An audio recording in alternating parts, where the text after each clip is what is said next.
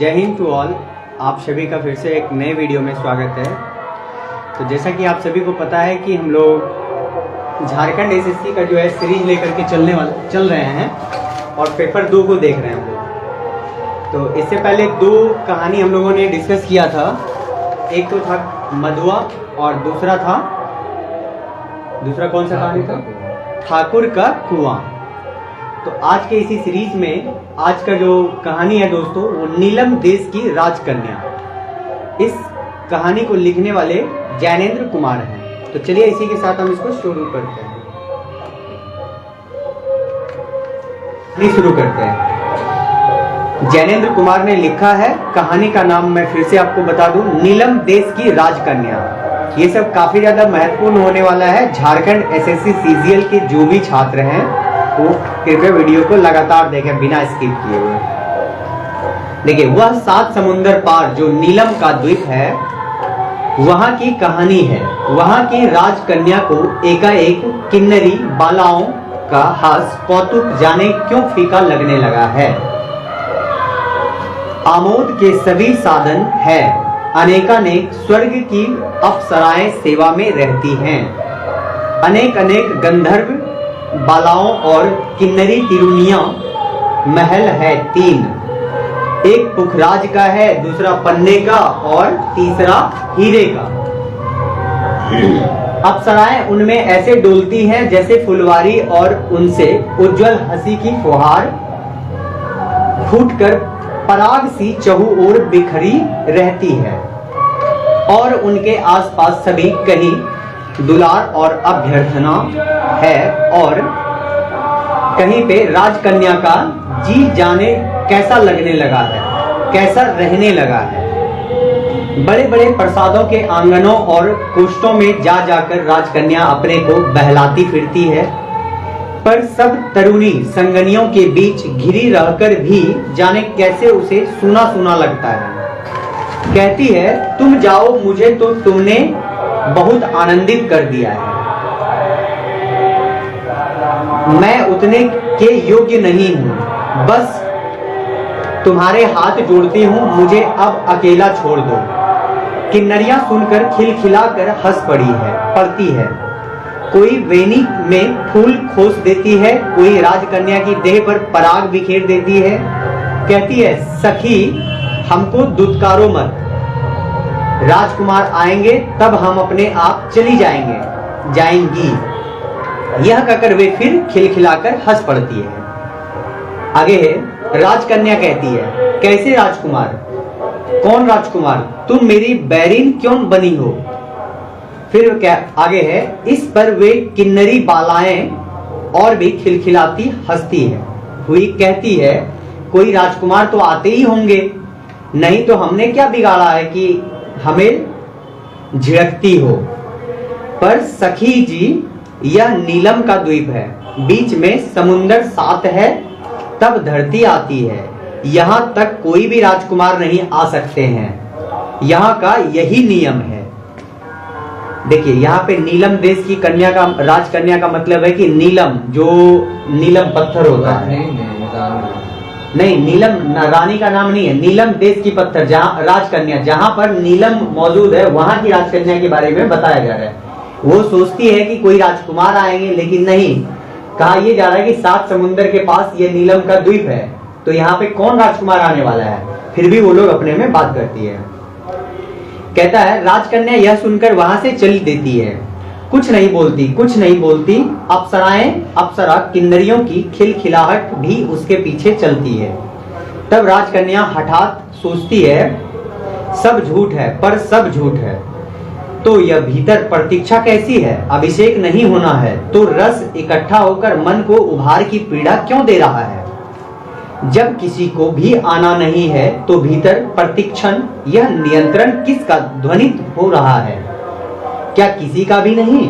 आंगन पुष्पित प्रतोक्षमान है, रोज रोज प्रातः साय मैं उसे धो देती हूँ, आसन बिछा देती हूँ। क्या उस आंगन पर चलकर आसन पर अधिकार जमाने वाला सचमुच हुआ? कोई नहीं आने वाला है, तब आंगन आप ही आप पुष्पित क्यों हो उठता है? आएगा ही आएगा ही यदि कोई नहीं अपने पग चाप से ऊपे उसे कांपता है, अपने निक्षेप से उस कंपन को मिटाता हुआ, तो क्यों मैं उस अपने वक्ष को रोज रोज आंसुओं से धोया करती हूँ? क्यों है यह? क्या सब व्यर्थ है, सब झूठ? किंतु नहीं है व्यर्थ। फिर कहता है किंतु नहीं है व्यर्थ, नहीं है झूठ। किसी क्षण भी कंठकित हो उठने वाली मेरी पुष्पित देह मेरी प्रतीक्षा की साक्षी है। आगे है, इस ओर यह सत्य है, तब उधर प्रति सत्य है। वह है कैसे नहीं हो जो आएगा देखेगा, और जिसके दृष्टि स्पर्श से ही मैं जान लूंगी कि मैं नहीं हूं, मैं कभी नहीं थी, सदा वही था, वही है, और मैं उसी में हूं जो आएगा और मेरे सब कुछ को कुचल देगा। कहेगा अब तक तू भूल थी, अब तक तू भूली थी, अब मेरी होकर तू सच हो। तू यह अलग कौन है, तू मुझ में हो, ऐसा जो है वह है मेरा। अनु अनु कहता है कि वह है, वही है, मैं नहीं हूं। इसके आगे है, प्रसाद अप्सराओं और किन्नरों कन्याओं से उद्यान बना रहता है। हरियाली रंगीन और जगमग राजकन्या की प्रसादन सेवा ही उन सेविकाओं का काम है। आगे, और वे ऐसी हैं कि निस्नात उनकी विनोद लीलाओं का पार नहीं।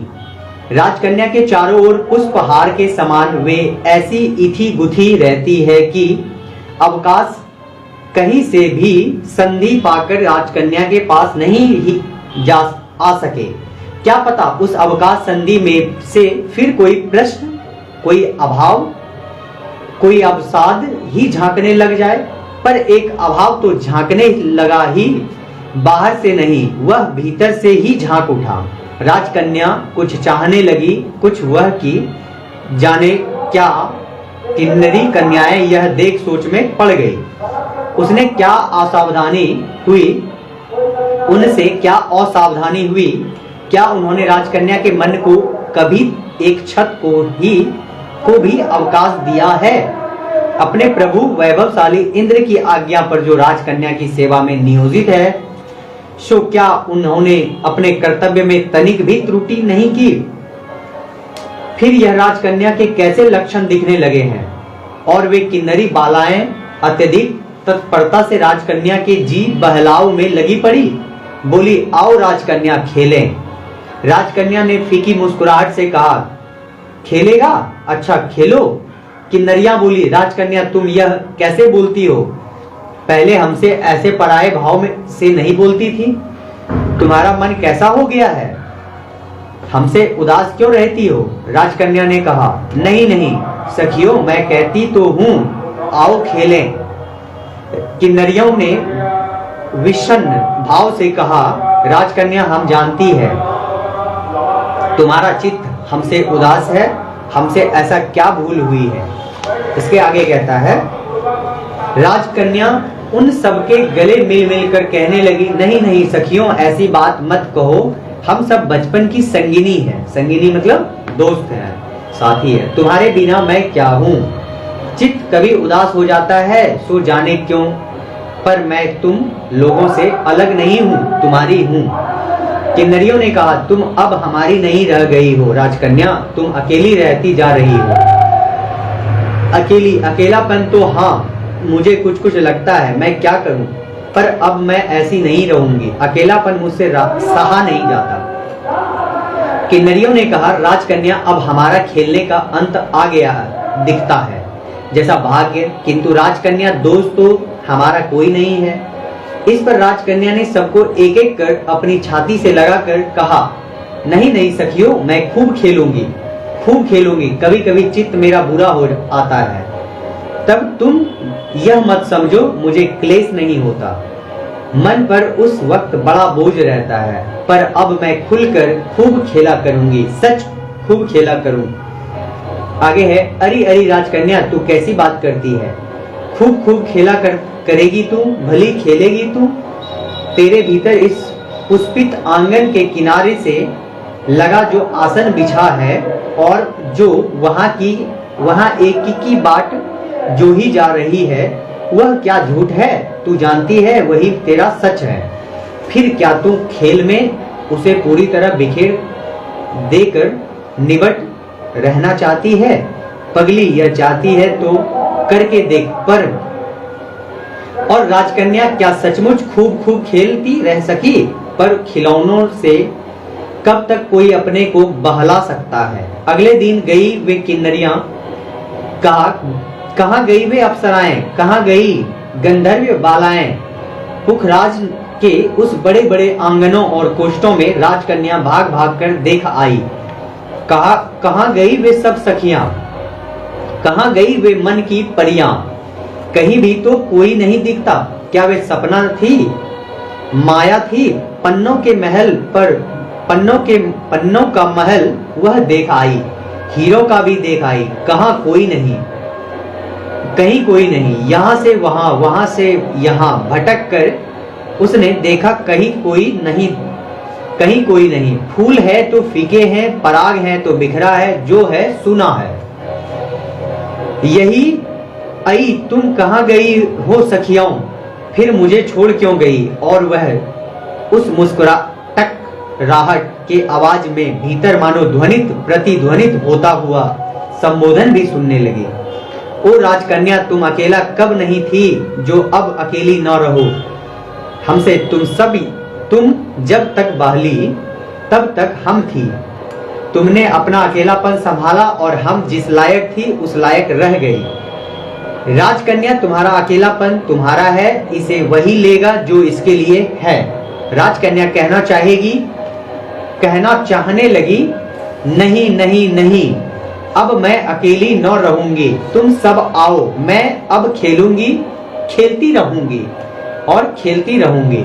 पर अपने ही भीतर से में वह सुनने लगी, यह झूठ है। राजकन्या, इसका मतलब क्या है कि राजकन्या तो ऑलरेडी वो चाह रहा था कि कोई मेरे लिए राजा आए और हमको ले जाए, हम उसका हो जाएं। इस प्रकार से तो वो तो खुद से अकेला रहने ही लगी थी, लेकिन फिर से ऊपर मन से बोल रही थी कि नहीं, मैं तुम्हारे साथ खेलूंगी। तो बाद में इसको ऐसा लगने लगा खुद से में कि मैं ये बात झूठ बोल रही हूँ, क्योंकि मैं तुम्हारे साथ खेलूंगी लेकिन खेलूंगी नहीं। आगे है, वह नहीं है, तू खुल नहीं है, तू उनसे अकेली है। यद्यपि अंत तक अकेलापन छल है। पल बीते, दिन बीते, मास बीते, राजकन्या पुखराज और पन्ने और हीरे के अपने महलों के बड़े बड़े आंगन और कोष्ठों में घूम घूम कर परखने लगी कि वह एक है, अकेली है, कहीं कोई नहीं है। महल है जो जितने बड़े हैं उतने ही वीरान है। हवा में उनसे साए साए करती हुई निकल जाती है। समुंदर का जल सीढ़ियों पर पछाड़ खाता रहता है। पक्षी आकर उस ऊपर ही ऊपर उड़ जाते हैं। बादल जहां तहां भागते रहते हैं। आसमान गुंबद सा नीला नीला निर्विकार खड़ा रहता है और राजकन्या पाती है उसका कोई नहीं, वह अपनी ही है। लेकिन क्या वह अपनी ही है? बीतते पलों के बीच काल स्थिरता से देख रहा है। राजकन्या के मन के भीतर निमंत्रित और अर्निब झंकार दे रहा है। यद्यपि बाहर सब मौन है, वह मंत्र की निरंतरता जागृत ध्वनि ही उसका सहारा है, नहीं तो एकदम सब शून्य है, सब व्यर्थ है। उसके भीतर जो प्रतीक्षा है वही है सब निस्सारता के बीच सार सत्य। जब प्रतीक्षा है सत्य है तो वहां असत्य कैसा जिसकी प्रतीक्षा हो। जब प्रतीक्षा मैं कर रही हूं तो प्रतीक्षा को समाप्त कर देने का या उसे असमाप्त रखने वाला भी है। वह नहीं है तो मैं नहीं हूं, पर मेरे भीतर की झंकार तो है ही। तब उसको धारण करने वाली मैं भी हूं और तब उसको ध्वनित करने वाला वह भी है और है। पर मास बीते, वर्ष बीते, शताब्दियां बीती, युग बीते, महल के बड़े बड़े आंगन प्रकोष्ठों में खड़े हुए स्तंभ ऊपर की छतें, सामने की दीवार और चारों ओर का भुन्य गुंजा गुंजा कर कहता है, कोई नहीं है, कोई नहीं है। अरे ओ राजकन्या, बस काल है जो बीतने का नाम है, काल है जो मौत का भी नाम है। अरे राजकन्या, बस कहीं और कुछ नहीं है। पर राजकन्या के भीतर तो अहरह एक मंत्रोच्चार की ध्वनि हो रही है, उसे झंकार करे तो कैसे नहीं कर सकती। इसमें काल को चुनौती मिलती है तो भी क्या, वह है, नहीं तो मैं किसके लिए हूं? अपनी प्रतीक्षा के लिए मैं हूं और मेरी प्रतीक्षा के लिए है। हवा सन सन करके अपने उसके कानों में से भाग जाती है। समुंदर के हाहाकार चेतना को दबोच लेना चाहता है। काल आकर उसके सब कुछ को मानो रौंदता हुआ उनके ऊपर से जाकर भी नहीं जाता। वह भागता हुआ भी उसके ऊपर डटा खड़ा है। राजकन्या को लगता है मानो एक अट्टहास कर रहा हो कि ओ राजकन्या, देख चारों ओर सब खोखला है ही नहीं, है कि नहीं? अरे ओ, कुछ नहीं है, कुछ नहीं है। तेरे मन के भीतर का राग एक रोग है। मत बीत और मत अपने को बिता। राजकन्या, कहीं कोई नहीं है, धरती दूर है, बीच में समुंदर साथ है और आने वाला राजपुत्र कहीं कोई नहीं है, कोई नहीं है। कह तो एक बार कि कोई नहीं है, फिर देख कि वे सब किन्नरियां पलक मारते में तेरे पास आती है या नहीं। वह सब मेरी बांदियां है। राजकन्या पुकारना चाहती है कि ओ मेरी सखियां, वो मुझे दे दो, पर जिसके लिए मैं हूं वह तो है, नहीं तो मैं नहीं हूं। कहानी समझ में आ रहा है सर? आ रहा है। इसके आगे है, उसकी इस बात पर मानो अट्टहास और भी सहस्र गुणित होकर उसके चारों ओर व्याप जाता है, मानो उसे लीला लेना चाहता हो, लील लेना चाहता हो। लील मतलब जीत लेना या नहीं, मना लेना। नहीं, लील लेना निगल जाना, मानो उसे लील लेना चाहता हो। निगल जाना। तब राजकन्या आंखें मूंदकर प्राणपन के भीतर ही कह उठती, तू है, नहीं आया है तो भी तू आ रही है, आ ही रहा है, तू आने के लिए ही नहीं आया है। इस तेरी ठगाई में आकर मैं प्रातः संध्या तेरे आंगन को ढेने में चुक करने वाली नहीं हूं। ओ छलिया, जो नहीं जाने वह नहीं जाने, पर क्या यह हंसने वाला काल बलि भी नहीं जानता है, पर मैं जानती हूं। सुन ओ सुन, मैं और मेरी प्रतीक्षा, हम दोनों तुझसे टूटने के लिए ही टिके हैं, नहीं तो हम होते ही क्यों। तू आएगा और मैं टूटकर कृतार्थ होंगी। चारों ओर होता हुआ अट्ठास चित्तकार का रूप धर उठा, मानो सहस्त्रों कंकाल दांत किटकिटाकर विकट रूप से गर्जन कर रहे हों। हवा प्रचंड हो उठी, समुद्र दुर्दांत रूप से महल पर फन पटक कर फुटकार करने लगा। जान पड़ा सब ध्वंस हो जाएगा। इस आतंककारी प्रकृति के रूप के नीचे राजकन्या भय से कांप गई, पर वह जपती रही, तू है। थोड़ी देर में किसी ने उसके भीतर ही जैसे हंस कर कहा, आई बड़ी राजकन्या पगली, ढीठ मैं कहां अलग हूं, क्योंकि मैं तो तेरे नहीं, मैं भी रहूंगा। मैं तो तेरे नहीं, मैं भी रहूंगा। सुना, अब कान खोल और हंस। उस सब राजकन्या के दोनों हाथों से पूरे जोर से अपने वक्ष को दबा लिया। उसके सारे गांत में पुलक हो आया। वह सब यह कैसे सहे। उसके मुंह से हर्ष की एक चीख निकली, मानो वह पागल हो गई है। क्षण भर बाद अपने आंख खोली, देखती है सब और बसंत है, और महल के द्वार में से किन्नरी बालाएं भांति भांति के उपहार लिए बढ़ती चली आ रही है। पास आने पर राजकन्या ने अपने कैसी मुस्कान से कहा, तुम आ गई, यह क्या क्या लिए आ रही हो? किन्नरी बालाओं ने कहा, उपहार है, ये राजपुत्र की इच्छा अनुसार हमें लाने को कहा गया है। राजपुत्र? कैसे राजपुत्र? अभी हमारे आगे आगे उनकी सवारी आ रही थी। राजकन्या, सचमुच? अब यह कहाँ गए? राजकन्या ने मुस्कुराकर कहा, कौन राजपुत्री है? कौन राजपुत्री जी? सॉरी, कौन राजपुत्र जी? एक तो आए थे, उनको मैंने कैद में डाल दिया है। अब वह उपद्रव नहीं करेंगे। हमारे द्वीप में उनका क्या नाम, क्या काम? क्यों सखियों? इसके बाद राजकन्या उठकर अपनी किन्नरी सखियों के साथ एक एक से गले मिली। अनंतर वह हर प्रकार की क्रीड़ा में मग्न भाव से भाग लेने लगी और फिर अवसाद उसके पास नहीं आया। कहानी यहाँ पर समाप्त होता है। दोस्तों, आप कहानी से क्या सुने, क्या समझे, आप कमेंट करिए। और अब हम इस कहानी से जो संबंधित प्रश्न पूछे जाएंगे, परीक्षा कॉर्नर, हम अब उसको दिखाने जा रहे हैं और उस पर चर्चा करेंगे। यहाँ पे परीक्षा कॉर्नर लिखा हुआ है। फ्रंट कैमरा इस वजह से उल्टा दिखेगा आपको, इन्वर्टेड। तो हम पढ़ते हैं और आप लोग वीडियो में बने रहिए और प्रश्न को सुनिए और प्रश्न का सुन करके कमेंट में आंसर देने का प्रयास कीजिए। चलिए तुम करते हैं प्रश्नों का स्टार्ट। लेखक का नाम देखिए, ये कहानी का नाम था नीलम देश की राजकन्या।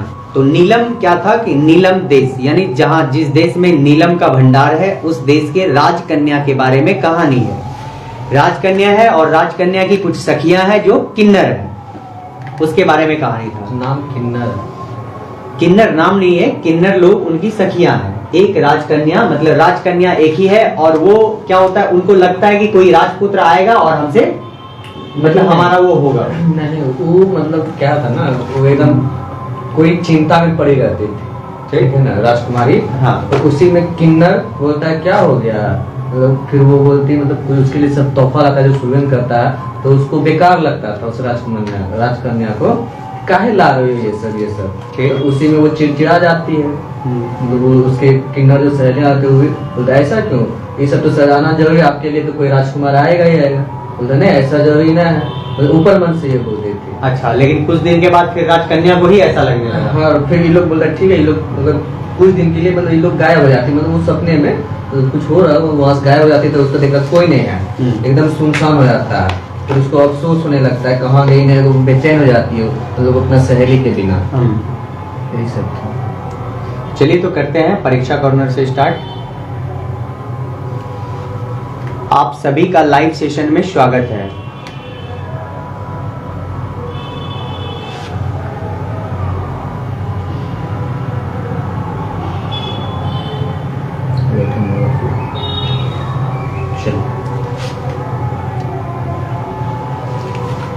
चलिए तो प्रश्न परीक्षा कॉर्नर को स्टार्ट करते हैं। लेखक ज्ञानेंद्र कुमार का जन्म कब हुआ था? 1905। 2 जनवरी 1905 को अलीगढ़ उत्तर प्रदेश में हुआ था। लेखक ज्ञानेंद्र कुमार, इसने कहानी लिखा है, क्या नाम था कहानी का? नीलम देश की राजकन्या। लेखक ज्ञानेंद्र का मूल नाम क्या था?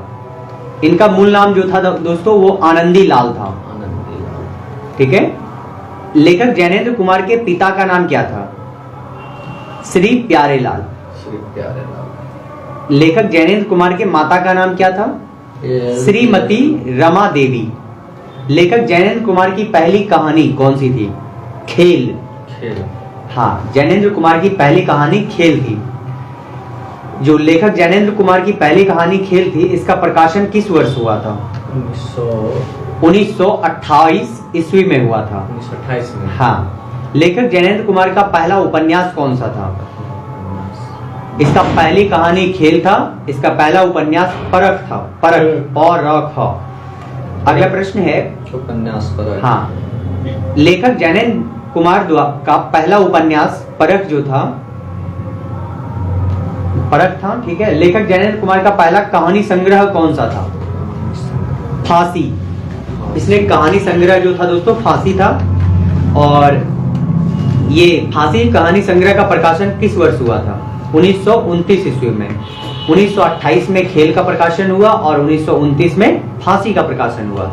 नीलम देश की राजकन्या लेखक ज्ञानेंद्र कुमार का कहानी संग्रह है और इसका प्रकाशन वर्ष कब हुआ था? यानी कि नीलम देश की राजकन्या जो है कब प्रकाशित हुई थी?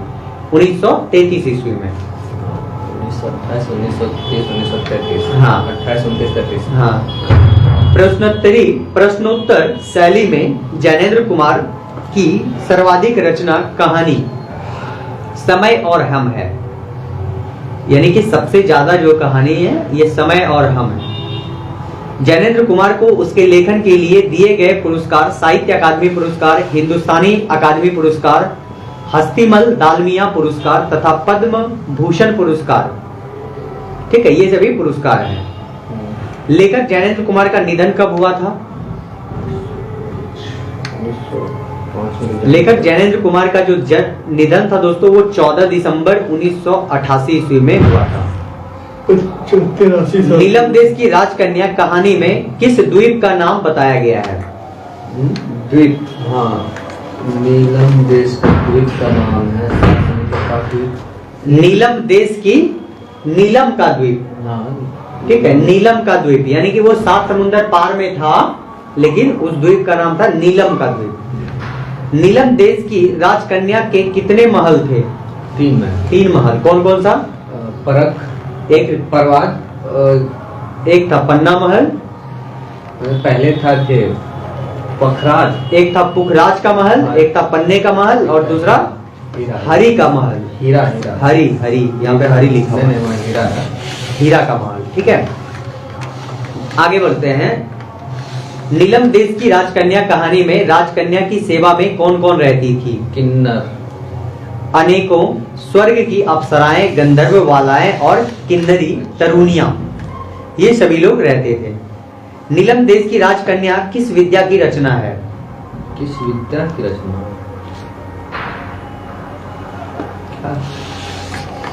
किस विद्या की रचना है? दिया ही नहीं है यहाँ पे। आगे बढ़ते हैं। नीलम देश की राजकन्या कहानी में राजकुमारी किसके इंतजार में है? राजकुमार के इंतजार में है, अच्छा। जो एक मिथ्या है और राजकुमारी के मन का अवलाद है। भ्रम है, औलाद भ्रम। कहानी नीलम देश की राजकन्या में प्रसाद किन से उद्यान बना रहता है? बताइए। हरियाला, रंगीन और जगमग, अप्सराओं और गंधर्व वालाएं किन्नरी कन्याओं से, ठीक है। नीलम देश की राजकन्या कहानी में अप्सराएं किन्नरी बालाएं किनकी आज्ञा पर राजकन्या की सेवा में नियोजित हुई है? भगवान देव के, भगवान इंद्र के कहने पर। हाँ, इंद्र। अगला प्रश्न है, नीलम देश की राजकन्या किस विधि की रचना है? कहानी।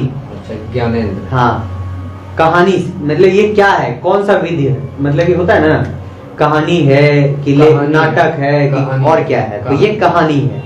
नीलम देश की राजकन्या क्या है? कहानी है। नीलम देश की राजकन्या कहानी के लेखक कौन है? ज्ञानेंद्र। तो ज्ञानेंद्र कुमार है। ज्ञानेंद्र, ज्ञानेंद्र याद रखना है, ज्ञानेंद्र कुमार है। नीलम देश की राजकन्या किस प्रकार का कहानी संग्रह है? किस प्रकार का? ये कैसा कहानी संग्रह है? तो ये मनोवैज्ञानिक कहानी संग्रह है। कैसा है? मनोवैज्ञानिक, यानी साइकोलॉजिकल। इस कहानी में इसके मनोभाव को दर्शाया गया है। किसके का मनोभाव को दर्शाया गया है? पुरुष के मन एवं स्त्री के मनोभाव को दर्शाया गया है। अगला प्रश्न है, कहानी के अनुसार किसको एकाएक किन्नरी बालाओं का हास कौतुक फीका लगने लगा? राजकुमारी को। राजकन्या को। राजकन्या राजकुमारी एक ही हुआ। आगे बढ़ते हैं। कहानी के अनुसार नीलम देश की राजकन्या में कितने महल हैं? 3 महल है। 3 महल है। कहानी में किससे अकेलापन नहीं सहा जाता है? राजकुमारी। राजकन्या से। राजकुमारी शब्दों का जिक्र नहीं किया गया है, राजकन्या बोला गया। नीलम देश की राजकन्या। सखी हक्का दुत्कारो मत, राजकुमार आएंगे तब हम अपने आप चले जाएंगे, यह कहकर कौन खिलखिलाकर हंस पड़ती है? ये क्या बोलते हैं वहाँ की अप्सरा, किन्नर सब। किन्नर बाद में बोलती है, अभी ये राजकन्या ही बोलती है क्या? तो यही ना बोलती है कि राजकुमार आएंगे तब हम अपने आप चले जाएंगे, मतलब उससे मिल करके, राजकन्या जो राजकुमार से मिल करके। कहानी में कौन ऐसे डोलती है जैसे फुलवारी और उनमें उज्जवल हंसी की फुहार फूटकर पराग सी चहुओर बिखरी रहती है? किन्नर। अप्सराएं। किन्नर भी तो अप्सरा है ना। हाँ, तो अप्सराएं और किन्नर अलग थी। इसके अति में 3-4 लोग रहती थी। कौन कौन? अप्सराओं और गंधर्व बालाएं और किन्नरी कन्याओं। ठीक है, ये सभी वहां पे मौजूद रहती थी उनके सेवाओं में। आगे है, कहानी में कौन अत्यधिक तत्परता से राजकन्या के जी को बहलाने में लगी है? वही वहाँ के राजकुमारी और किन्नर। हाँ, किन्नरियां। कहानी में दुर्दांत रूप से महल पर पटक पटक कर फुफकार करने लगा है। कौन? हवा। समुद्र। हाँ? समुद्र हवा तन तन करके जा रहा है, फुफकार करने लगा है समुद्र। समुद्र के ही ना वहां पे द्वीप है, तो समुद्र फन फुफकार रहा है। ऐसे ऐसे नहीं आता पानी जैसे, हा, तो उसी को बोला कि फुफकार रहा है। कौन फुफकार रहा है? समुद्र। किन्नरी बालाएं किसके लिए राजकुमार को कैद में डाल दिया? कौन? सॉरी, किन्नरी बालाएं किसके लिए भांति भांति उपहार लाती है? राजकन्या के लिए। राजकन्या के लिए। कहानी में राजकन्या के कितने राजकुमार को कैद में डाल दिया है? एक। नीलम देश की राजकन्या कहानी का प्रकाशन वर्ष क्या था? ये क्वेश्चन रिपीटेड है, अभी हम बोले थे 1928 2933, यानी कि राजकन्या, ये नीलम देश की राजकन्या का प्रकाशन जो था दोस्तों, ये 1933 ईस्वी में हुआ था। ऑब्जेक्टिव। अब वस्तुनिष्ठ प्रश्नोत्तर कुछ है, उसको पढ़ेंगे। निम्न नीलम देश की राजकन्या किस विध की रचना है? नाटक है, निबंध है, कहानी है, उपन्यास है? कहानी है। ये कहानी है, याद रखना है। नीलम देश की राजकन्या कहानी के लेखक कौन है? जैनेंद्र कुमार। ठीक है। नीलम देश की राजकन्या किस प्रकार का कहानी संग्रह है? मनोवैज्ञानिक। ये कैसा है? मनोवैज्ञानिक। इस कहानी में इसके मनोभाव को दर्शाया गया है। किसके? पुरुष के मन को, स्त्री के मन को, या ए और बी दोनों को, या इनमें से कोई? स्त्री मन के दोनों को। ए और बी दोनों इसका सही जवाब हो जाएगा। अगला प्रश्न है, कहानी के अनुसार इसको किसको एकाएक किन्नरी बालाओं का हास कौतुक फीका लगने लगा? ये राजकन्या को। राजकन्या को, बिल्कुल। अगला, कहानी के अनुसार नीलम देश की राजकन्या में कितने महल हैं? 3 महल है। ठीक है। कहानी में किससे अकेला नहीं सहा जाता है? राजकन्या। ठीक है। सखी हक्का दुत्कारो मत, राजकुमार आएंगे तब हम अपने आप चले जाएंगे, यह कहकर कौन खिलखिलाकर हंस पड़ती है? राजकन्या। राजकन्या। वहां पे राजकन्या लिया था, यहाँ पे किन्नरिया आंसर ले लिया। इसीलिए तो बोले वहाँ पे यही चीज उसको बोलता है। वहाँ राजकुमार आएंगे तब हम, अच्छा, हाँ, ये किन्नरिया ही बोलती है। किन्नरिया बोला था वहाँ। आप यहाँ जो बोले ना, इसीलिए हम भी यहाँ पे आ गए। हाँ। उसको काट दीजिएगा। ठीक है। कहानी में कौन ऐसे डोलती है जैसे फुलवारियों और उनमें उज्जवल हंसी की फुहार फूटकर पराग सी चहुओर बिखरी रहती है? अप्सराएं। देख लीजिएगा। ठीक है। आगे, कहानी में कौन अत्यधिक तत्परता से राजकन्या के जी को बहलाने में लगी है? वहाँ की किन्नर। किन्नरिया। ठीक है। कहानी में दुर्दांत रूप से महल पर पटक पटक कर फुफकार करने लगा है। कौन? इसमें देख लीजिए कौन है। वही समुद्र। समुद्र। यह ठीक है। अगला, कहानी में राजकन्या ने कितने राजकुमार को कैद में डाला है? 1। ठीक है। लास्ट में किन्नरी बालाएं किसके लिए भांति भांति उपहार लाती है? राजकन्या के लिए। ठीक है। नीलम देश की राजकन्या कहानी का प्रकाशन वर्ष क्या है? 1933। 1933। इसी के साथ प्रश्न समाप्त होता है और आज का वीडियो यहीं पर कंप्लीट होता है। दोस्तों, आप लोग जो है कम से कम 45 दिन लगे रहिए, आपका इससे पूरा कंप्लीट हो जाएगा। और देखिए, ये है बुक हिंदी का, JSSC के लिए है और ये पेपर 2 का है। ठीक है। तो आप लोग सभी लाइव जुड़ने का प्रयास कीजिए और समय से ही जुड़िए। मात्र 35 दिन में ये आपका पूरा कहानी वो कंप्लीट हो जाएगा। और ये कहानी से ही क्वेश्चन आता है, क्योंकि मैं एक बार दे चुका हूँ, इसीलिए बोला, क्योंकि ये कहानी से ही आता है ये क्वेश्चन अधिकतर। और आपका ग्रामेटिकली इससे मात्र 20 क्वेश्चन ही रहेंगे, और उसके बाद जितना भी है इससे कहानी, हिंदी भाषा, इसी 2 चैप्टर जितना भी लेखक है इसी से आएगा। देखिए, एक बार फिर से मैं कहानी मतलब JSSC CGL का जो है दोस्तों सिलेबस को रिपीट कर दूं, इसमें 3 पेपर होने वाले हैं। तीनों पेपर 2-2 घंटे के होंगे और पहला पेपर में 60 प्रश्न रहेंगे अंग्रेजी के, 60 प्रश्न हिंदी के और वो क्वालिफाइंग होंगे। और ये जो पेपर 2 है दोस्तों, ये इसमें आपका सेलेक्टेड विषय होगा जो आप सिलेक्शन किए हैं, भाषा विषय, हाँ, लोकल लैंग्वेज। और पेपर 3 का जो है दोस्तों, उसके लिए भी हम प्रीवियस ईयर करा रहे हैं। आप हमारे पेज के माध्यम से आप देख रहे होंगे। और लाइव सेशन में हम लोग अभी हिंदी के कहानी को डिस्कस कर रहे हैं, ताकि कहानी को जब तक आप सुनेंगे नहीं तब तक आपको प्रश्न याद नहीं रहेंगे। यदि आप कहानी नहीं सुनते हैं तो आपको ज्यादातर 90% चांसेस रहेगा क्वेश्चन का आंसर गलत होने का। इसीलिए आप कहानी में बने रहिए और प्रतिदिन आपको हम एक कहानी जरूर सुनाएंगे और इसके साथ हम ग्रामर के प्रश्नों को भी डिस्कस करेंगे। और पेपर 2 के बारे में अगर बात करें तो इसमें से 80 प्रश्न लिटरेचर के रहेंगे और 20 प्रश्न व्याकरण से रहेंगे। तो व्याकरण वाला पोर्शन तो कम ही है, ज्यादा पोर्शन है लिटरेचर का, साहित्य का। तो साहित्य के में हम लोग मेहनत कर रहे हैं और आप भी हमारे साथ जुड़े रहिए ताकि आप भी सफल हो सके, आप भी एक सीट अपना कंफर्म कर सके। मिलते हैं अगले वीडियो में, तब तक के लिए जय हिंद।